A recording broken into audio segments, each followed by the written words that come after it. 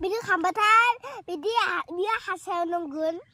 बिदि हासावनांगोन बेयाव ओमफ्राय बियो गाया गाया जागोन फख्रियाव मा होबाथाय मा जायो होनदो गाया जागोन सब गाया जागोन ओमफ्राय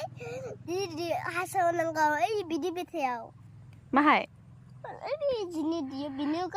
पुनुनि मते काला जादों माने कालार जादों ओमफ्राय हासार होनांगौ हाबो होनांगौ इयाव काला जागोन दुइटामानि होनांगौ हासारखौ होमबाथाय कालार जायो फख्रिया